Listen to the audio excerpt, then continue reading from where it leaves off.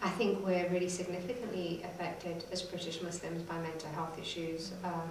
And that could be from anything to do with domestic violence to sexual abuse. There's a lot of sexual abuse that goes unacknowledged within the community. Depression, self-harm, suicide.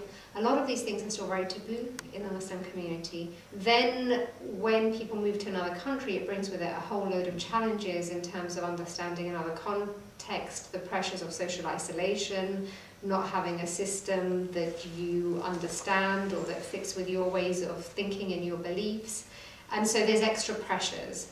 And once you have those extra pressures, I think often what people do is they either bury their head in the sands and try and ignore it, or they don't know where to seek help if they do realize that they need help.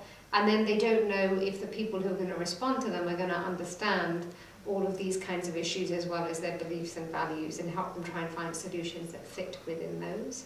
People also sometimes see it as a weakness in their faith if they're suffering or they're struggling, and I don't see it that way. I think often once you go through struggle, your faith can become stronger, but when you're in that process, it can actually be very difficult and painful going through it, and some people don't make it through to the other end. They really get stuck and then they need some help.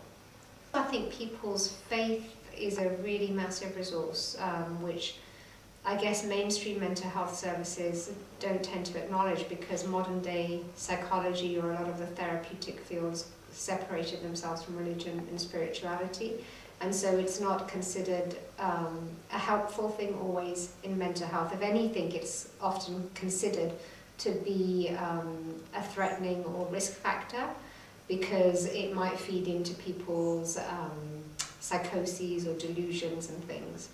But in my experience, people who have faith or have some relationship with Allah, it can really have healing capacity in it.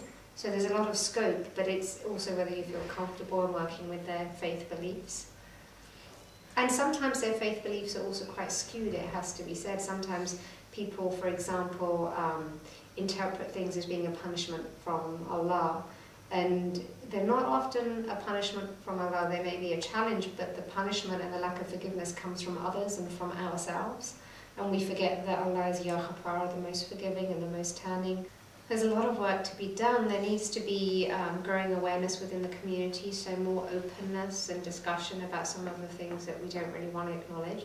But we need to take risks to do that. If we want the health of our community to be good, then we also need to look at what's not working. Faith-sensitive support services are only just beginning to be discussed, and I think the statutory services can go some way towards that.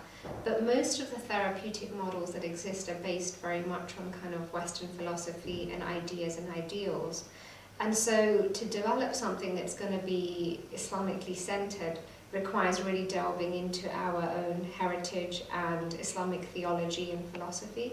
I hope within 10 years a field develops that is able to incorporate Islamic theology and philosophy and psychotherapy. And I do think there's a lot we can learn from British society and the way psychotherapy is developed here. There's lots of positives.